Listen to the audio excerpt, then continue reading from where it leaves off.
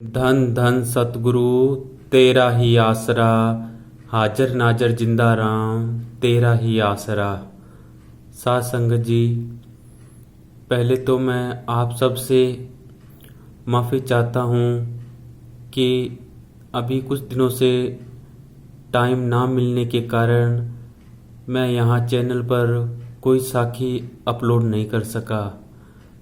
कुछ टाइम की वजह, कुछ काम की वजह से यहाँ टाइम नहीं दे पाया।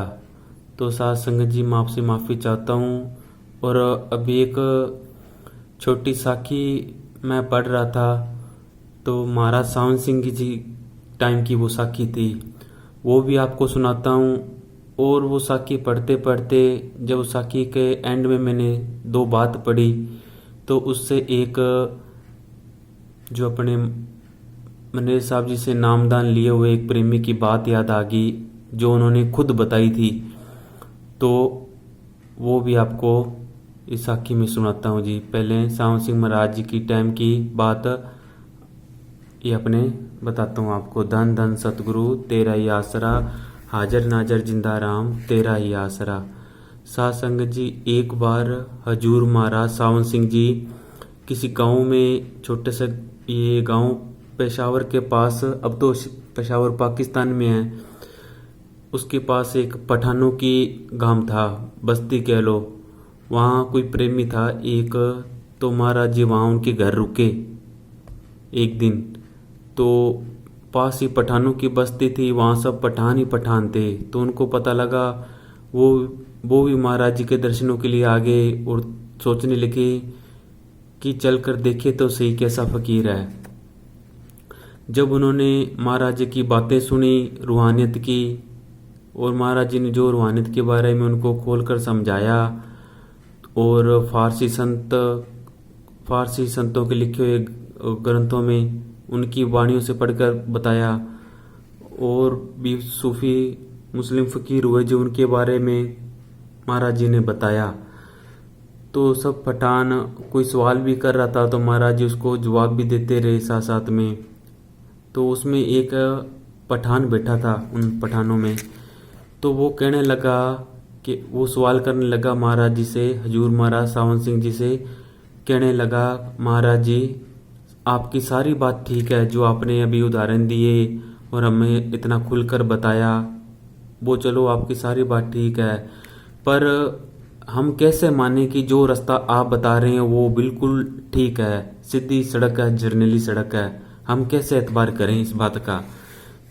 तो महाराज जी ने उनको कहा कि मैं ज़्यादा तो कुछ नहीं कहता, अब जिसका भी सिमरन करते हो, जिसको भी मानते हो, उसका नाम का सिमरन करो, 2 घंटा सुबह और 2 घंटा शाम को। महाराज जी ने सिमरन करने का तरीका उनको बताया, और साथ में ये भी कहा कि मांस शराब से परहेज रखना, इनसे दूर रहना, और 40 दिन तुम 2 घंटा सुबह 2 घंटा शाम को करो।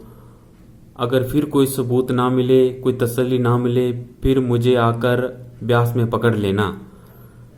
तो वो पठान तो धुन का पक्का था और भजन का शौकीन था, तो वो जैसे महाराज जी ने उसको बताया, वो तो जाके भजन करने लग गया। तो 40 दिन तो हुए नहीं साध संगत जी, महीना भर ही अभी हुआ था कि उसको महाराज जी के अंदर दर्शन होने लग गए। हजूर महाराज सावन सिंह जी के दर्शन होने लगे। तो फिर वो अगले महीने जब सत्संग था, तो फिर वहाँ वो गया ब्यास महाराज जी को सारी बात बताई, सामने पेश हुआ, तो बताया कि आपके होते हैं दर्शन। उसका चेहरा नूरानी चेहरा बन गया, चेहरे पर पूरी रौनक आ गई, आंखों में प्रेम के आंसू थे, और महाराज जी से कहने लगा कि महाराज जी मुझे नामदान बख्शो, मुझे पूरी तसल्ली होगी कि जो रास्ता आप बताते हो वो बिल्कुल ठीक है। तो महाराज जी ने जब उसको नाम दिया, उस टाइम ये बात 1947 की है, तो महाराज जी ने उसको नाम दिया। उसके बाद वो खूब सिमरन करने लगा, जब टाइम मिलता सेवा करता, और भी अपने साथ संगियों को जो उनके थे रिश्तेदार थे उनको समझाता। और जब वो ये हिंदुस्तान और पाकिस्तान का रोड़ा पड़ा बीच में, तो उसने बहुत सेवा की। अपने सत्संगी उधर थे, कई अपने उसके रिश्तेदार थे मुसलमान, उनकी महाराज जी ने नाम लेने के बाद उसको पूरा पता लग गया कि सबके अंदर सतगुरु काम करता है और सबसे यहाँ दीनता बरतनी है और नम्रता से रहना है। महाराज जी ने ये उसको समझाया था और वो वैसे ही चला। जब साध संगत जी जब ये महाराज जी के पास गया तो इसको खुशी के आंसू इसके आंखों में थे कि हम तो ऐसे ही भूल में पड़े रहे अपने शरीर के अंदर। तो उस ये बात मैंने सुनी जब उसके प्रेम के आंसू आए। तो ऐसे ही एक प्रेमी जब फतेहाबाद सत्संग थी महाराज जी के चोला छोड़ने के बाद, पूज्य वकील साहब जी के चोला छोड़ने के बाद साध संगत जी कुछ प्रेमियों ने मिलकर यहाँ ये है ना फतेहाबाद डेरा बेगमपुरा धाम में सत्संग रखी 21 तारीख को, 21/9/2024 को। तो मैं भी वहाँ भी गया हुआ था, हमारे बीकानेर के संगत भी वहाँ गई थी, तो वो भी साथ ले गए, कहते अभी सारे इकट्ठे होके चलते हैं, चलो महाराज जी के भी मतलब दुख में वहाँ सत्संग किया जा रहा है उनका शोक मनाने के लिए। तो हम भी चले गए चलो। तो फिर वहाँ एक प्रेमी मिला जिसने पूज्य मनीष साहब जी से नामदान लिया, तो उनके परिवार ने बाद में तो सब ने ले लिया था। तो उस प्रेमी से हम मिले तो उन्हें बड़े प्रेम से अपनी बात बताई हमें और हमने बड़े गौर से उसकी बात सुनी। तो वो प्रेमी बताने लगा कि महाराज जी के आने से पहले मैं, उस प्रेमी का नाम बिट्टू था, बिट्टू जी यहाँ के रहने वाले हैं। ये गांव है हबूर के पास, गांव अरनिया वाले के पास कह लो, जोटा वाली गांव है पंजाब में। तो वहाँ के वो रहने वाले हैं। उस दिन वो भी सत्संग पे आ रखे थे, उनका परिवार, उनकी बेटी और बेटे वगैरह वहाँ आ रखे थे, उनका भाई भी था बिट्टू जी का। तो वो बड़े प्रेम से बात बताने लगे, हम भी सुनकर बड़े मतलब याद आई सतगुरु की। देखो भी मनीष साहब जी कैसे संभाल करते थे। फिर उन्होंने बताया कि पूज्य वकील साहब जी उतना का उतना ही प्रेम हमें देते थे जितना मनीष साहब जी देते थे। तो बताने लगे एक बार जब मैं यहाँ डेरे वगैरह में कुछ नहीं जानता था तो मेरे पूरे शरीर पर कोढ़ था, पूरे शरीर पर मतलब इतनी मतलब रस्सी पड़ गई शरीर में, एडी से लेकर ऊपर सर तक। और मैं सारा दिन घर में ऐसे मंजी पर पड़ा रहता, कपड़े भी नहीं पहन सकता था, ना खाना पीना तो दूर की बात है, मुंह में भी ऐसे रस्सी चलती, पीक, पूरा शरीर मतलब कोढ़ से भर गया। और बहुत जनों के घर वालों ने भी कोई दिखाने में कसर नहीं छोड़ी, जहाँ भी उनको पता लगता वहाँ मुझे जरूर दिखाते, पर कहीं से कुछ पेश ना पड़ी। पता नहीं कौन से ऐसे सतगुरु ने कर्म थे हमारे जो मैं ये भुगत रहा था। तो सारे घर वाले भी परेशान भी थे और कहीं से इलाज नहीं होता उस कारण भी परेशान थे। मुझे वहाँ मंजी पे पड़ा, मतलब बिस्तरे पे पड़ा रहता मैं, मेरे ऊपर एक कपड़ा डाल देते सूती सा हल्का सा, और मैं बिना कपड़ों के वहाँ पड़ा रहता। तो बड़ा ही मुश्किल का वो टाइम मैंने गुजारा, वो बिट्टू जी कहने लगे। तो पर मेरे मन में एक आस थी कि मैं एक दिन ठीक जरूर हो जाऊंगा। पता नहीं क्यों वो आस जाग रही थी बार बार, इतना कुछ सुनने के बाद भी कहीं से ठीक नहीं हो सकती ये बीमारी। पता नहीं क्या कैसे शरीर गड़ा है ये, किसी के कुछ समझ बाहर था, सबके डॉक्टरों के कह लो, वो और भी जैसे ये झाड़ा फूका डालते हैं उनके पास भी गए, कहीं से कुछ पेश ना गई उनकी। फिर इनका डेरे को पता नहीं कैसे पता लगा, पता नहीं महाराज जी ने सपने के राही कोई खबर दी या किसी प्रेमी ने वहाँ का एड्रेस दिया। अभी जगमालवाड़ी में पूज्य परम संत मैनेजर साहब जी नाम से एक संत रहते हैं, अगर उनके पास आप इनको ले जाओ आपके भाई को तो शायद ही कुछ ठीक हो सकते हैं, क्योंकि पूज्य मनीष साहब जी के निकले हुए वचन कभी खाली नहीं जाते। जो उन्होंने कह दिया वो लो पर लीक है, वो दूर दरगाह से चला हुआ तीरा वो कभी खाली नहीं जाएगा। तो फिर घर वालों से बात की, घर वाले के पता नहीं कौन सा डेरा है, कौन से संत हैं, पर इनको एक आस सी जागी बिट्टू जी को कि वहाँ जाऊँगा तो शायद मैं ठीक हो जाऊँगा, मेरे को भी लगता है। क्यों बिट्टू जी ये बात बता रहे थे, बताते बताते वो इतने भावुक हो गए कि वहीं डेरे में रोने लगे। उनके साथ साथ हमारे भी आंखों में आंसू आ गए बात सुनकर। तो साथ संगत जी मैं थोड़ी सी कोई बात भूल भी जाऊं तो माफ़ी चाहता हूं। अगर बिट्टू जी भी ये साखी अपनी सुने तो बिट्टू जी मैं आपसे भी माफ़ी चाहता हूं अगर मेरे से बताने में गलती हो जाए, क्योंकि आप उस टाइम बताते बताते इतने भावुक हो गए, प्रेम में इतने खो गए, मालिक की यादगिरी में, कि आपको होश ना रही और आप वहाँ रोने लग गए। और आपके बच्चे भी, हम सबको अपने आपको देखकर आंसू आ गए हमारे भी, कि मालिक ने कितना प्यार लुटाया। और देख लो हम जीवन कलयुगी जीवों ने पूरी कदर नहीं की महाराज जी की, और उतना का उतना प्रेम पूज्य वकील साहब जी देते रहे उनको। तो वो बताने लगे कि फिर डेरे का पता लिया, डेरे आ गए, बड़ी मुश्किल से डेरा पहुंचे, गाड़ी में डालना, फिर मंजी समेत ही जब जहाँ बिस्तरा था उसके समेत ही उनको डाल के यहाँ लेके आए, डेरे ले आए। वो कहने लगे, बिट्टू जी कहने लगे, जब मैं डेरे के अंदर जैसे दाखिल हुआ उसी टाइम ही मुझे हल्की हल्की शांति मिलने लगी। मुझे लग रहा था कि यहाँ कोई एक ऐसी वाइब्रेशन हो रही है जो मेरे को ठंडक पहुंचा रही है। और फिर उनको जहाँ पुराना लंगर घर था वहाँ एक टैंकी थी, वहाँ उनको बिस्तरे समेत वहाँ लिटा दिया गया। और महाराज जी से बात कौन करे, वो जो लेके आया था साथ में वो भी डरे कि यार भी संत है, भी संत बुरा ना मान जाए कि आप कोड़ी को यहाँ लेके, यहाँ कोई बीमारों के लिए तो नहीं खोल रखा डेरा, यहाँ तो भी रूहानी फकीर आत्मा की सफाई के लिए आते हैं, भी दूर दरगाह से आत्मा आई है तो यहाँ से फंसी पड़ी है, उसको यहाँ से कैसे निकालें। महाराज जी वो ऐसे विचार करने लगे प्रेमी कि महाराज जी से कैसे बात करें, भी हम ऐसे लेके आए हैं इनको। तो फिर प्रेमी कहते चलो बात तो करनी पड़ेगी। तो फिर वो गए, महाराज जी को बताया सारा हाल। महाराज जी के चलो देखते हैं। फिर महाराज जी आए, पूज्य परम संत वकील साहब जी, बिट्टू जी को देखा, पड़े रहे और कुछ वचन फरमाए। वो मुझे गुनाहगार को याद नहीं अभी, क्योंकि वो भावुक हो गए थे तो उस प्रेम में मुझे याद नहीं रहे।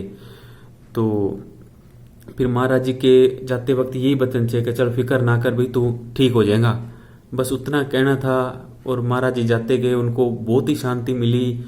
फिर वो कहने लगे मैं सेवा करूंगा। वो कहते आप यहाँ आगे बुई बहुत है, आपको शरीर हलचल नहीं कर रहा, आप उठ नहीं सकते, आप क्या सेवा करोगे, आप बैठे रहो, तो आपकी हम संभाल करेंगे। वो प्रेमी थे वहाँ, वो घर वाले थे, सेवा करते रहे। फिर बिट्टू जी की धीरे धीरे हाथ की उंगलियां हिलने लगी, पैर की उंगलियां हिलने लगी, जो बिल्कुल मुर्दे की हालत में घर पर रहा करते थे, पड़े रहते थे साइड में वो। और बुरी उनके अंदर बदबू आया करती थी। मोहल्ले वाले सब गांव वाले कहते भी इसका इलाज नहीं होना, ये तो भी खत्म ही होएगा जब होएगा, ये तो पता नहीं क्या गुनाह है लाले जन्म पिछले जन्मों के। तो फिर बिट्टू जी डेरे आने के बाद जब महाराज जी फरमा के चले गए, कभी कोई गल चिंता ना कर, ठीक हो जाएगा। तो उनके बाद उनकी हाथों की उंगलियां हिलने लगी धीरे धीरे ऐसे, और पैरों की मतलब हलचल होने लगी शरीर में। और जो शरीर कोट से भरा पड़ा था, जो जख्म हरा पड़ा था, वो साध संगत जी धीरे धीरे पूज्य अमृत साहब की दया मेरे से वो सूखने लग गया और उस पर खूंट आने लग गया। जैसे पूज्य मस्ताना जी के टाइम एक राम महात्मा होया करते थे, वो सारी पुरानी संगत को पता ही है, राम महात्मा नारायण सर जी के भाई, उनके भी यहाँ नाक पे कोट था, उनके भी कुछ साखी ऐसे ही है। तो महाराज जी ने, पूज्य मस्ताना जी ने ऐसे दया मेर की तो वहाँ उनका कोड दूर हुआ, कोड़ी का। तो ये सेम टू सेम ऐसे ही बिट्टू जी के साथ ये कहानी बीती। जैसे महाराज जी वचन फरमा कर गए, उनके बाद उनके खून आने लग गया, वो करते करते वो सारी बीमारी एकदम ठीक होगी, जैसे लगा कभी हुई नहीं। जब ठीक होके वो गांव गए ना, तो गांव वाले पछाणे ना कि वही ये बिट्टू सिंह है या और कोई है भी, ये तो बीमारी ठीक होने वाली नहीं थी। सब जवाब दे के ये क्या चमत्कार हुआ भी।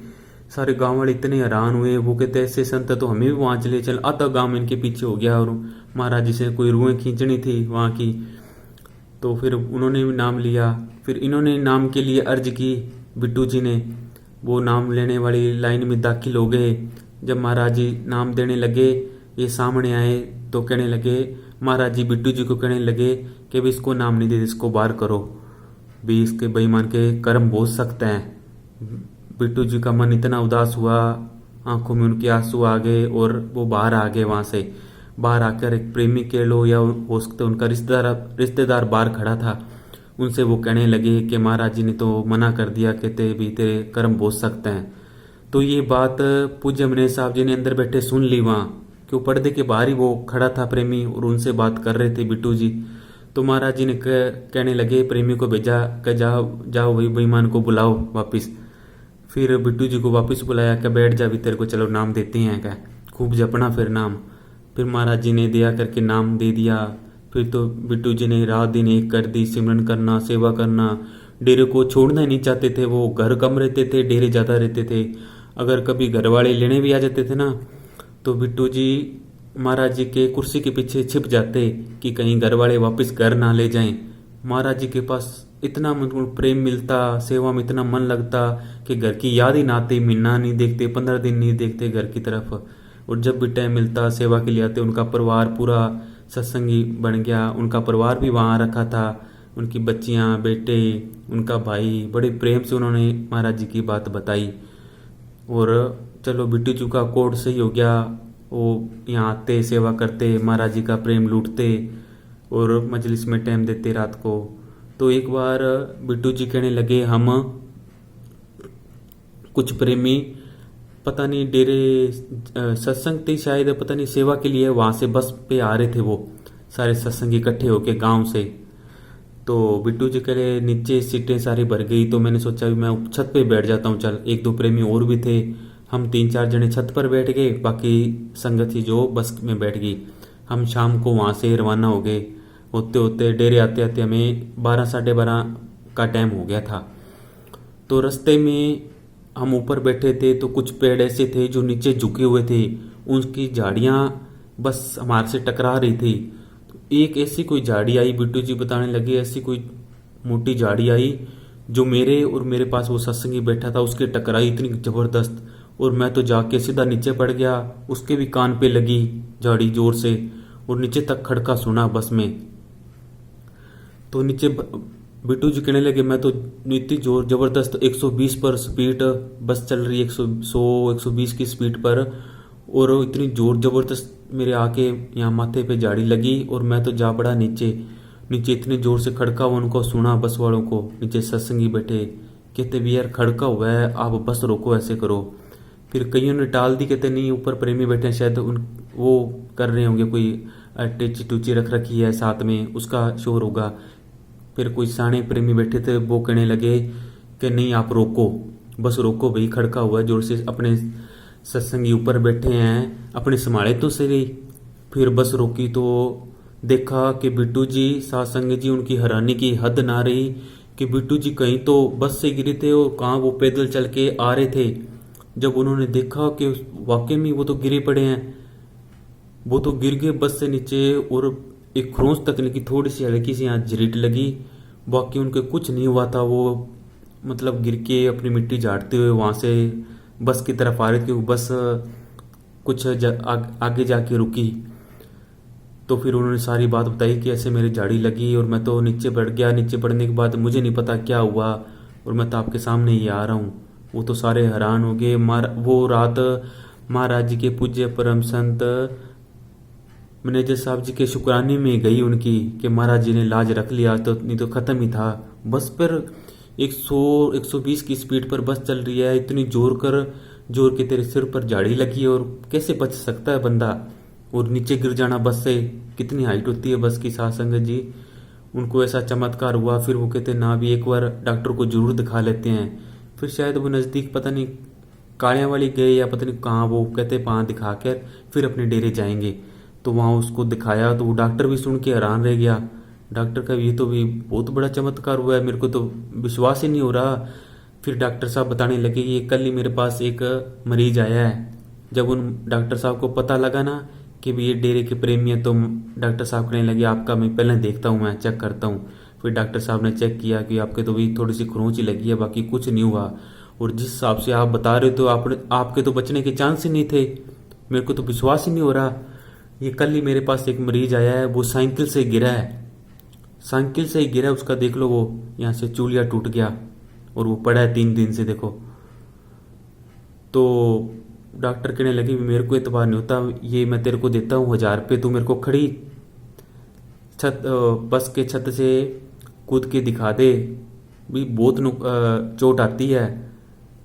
तो उनको विश्वास नहीं हुआ डॉक्टर को। फिर साहब ने बताया, जब जाके डॉक्टर माना भी हुए तो सतगुरु ने इलाज रखी। उन्होंने भी फिर कहा इन्होंने प्रेमी ने और बिट्टू जी ने, इनके घर वालों ने भी आज तो पूज्य मनीष साहब जी ने जान बचाई, नहीं तो ख़त्म ही थी कहानी।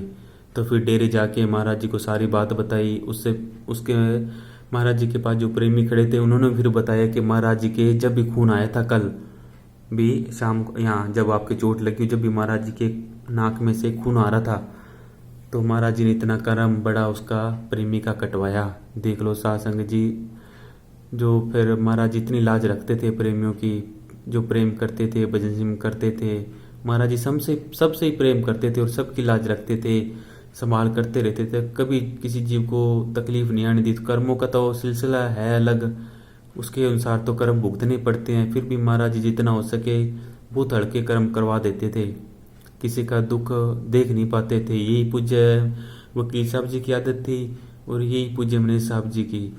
वो सासंग जी उन्होंने बड़ा ये बात बताते बताते वो रोने लगे। उनको पूज्य वकील साहब जी की, पूज्य मनीष साहब की इतनी याद आई कि उनकी याद में हम भी रोने लगे, हमारी आंखों में भी आंसू आ गए, उनके बच्चे भी रोने लगे वहाँ। तो जब वो रोने लगे तो पीछे ही पूज्य वकील साहब जी की, महाराज जी की गाड़ी खड़ी थी, जो अभी प्रीतम जी अपने डेरे जगमालवाड़ी से छुड़ा कर लाए हैं, क्योंकि उन्होंने महाराज जी को दी थी। और फिर जो भी महाराज जी के साथ हुआ तो उनके जाने के बाद उनके वहाँ जची नहीं कि हमने तो महाराज जी को दी थी। जो भी आगे लगा लो, आपको सबको पता ही है सासंग जी। तो फिर पीछे जब वो रोने लगे ना, तो पीछे महाराज जी की गाड़ी खड़ी थी, उनके वो टच करके गाड़ी को इतना रो रहे थे, महाराज जी को याद कर रहे थे। सारी जहाँ 10-12 जने और भी खड़े थे वो भी मतलब मायूस हो गए सारे। और उन्होंने बात बताई तो हमें भी बहुत, मेरे साथ एक प्रेमी था बीकानेर का, वो भी सुन के बड़ा हैरान हुआ कि महाराज जी भी तुम्हारे संत तो बड़े, वो रह गया बेचारा। वो उसने पूज्य वकील साहब जी से नाम लेना था, महाराज जी के दर्शन तो कर लिए थे उसने, पर उसके भाग वो नाम नहीं ले सका। उसने ये बात सुनी तो वो भी बड़ा मायूस हुआ। और साथ संगत जी जब वो हमने उससे फिर इजाज़त मांगी भी, साथ संगत है इनकी सेवा के लिए टाइम भी निकालना है, या सेवा करनी है तो डेरे में कभी आपके वहाँ अबोर डेरे में आए, जहाँ आपका है अरनिया वाले डेरे, कई बार वो क्लास लगाने आते हैं वहाँ। आपका गांव है जोटा वाली, तो वहाँ कभी टाइम लगा तो हम आपके घर जरूर आएंगे, फिर आप और बातें बताना। वो भी बड़े बड़े बड़ा प्यार उन्होंने दिया और कहने लगे आप जरूर आना जी। उनसे बात करने खत्म हुई, फिर हम सेवा करने लगे। सेवा करने के बाद फिर हमें राजा जी मिल गए। राजा जी भी बड़े पुराने प्रेमी हैं, यहाँ मेहमदपुर रोई के वो पास गांव है, वहाँ के रहने वाले हैं। तो उन्होंने बड़ा बड़ा प्यार दिया, हाल चाल पूछा और पुरानी बात बताने लगे। और फिर साथ संगत जी, संगत वहाँ बहुत आ रखी थी, डेरा बेगमपुरा धाम फतेहपुर में। तो बार बार बीच में जब वो कोई बात बताने लगते तो बीच में संगत आ जाती।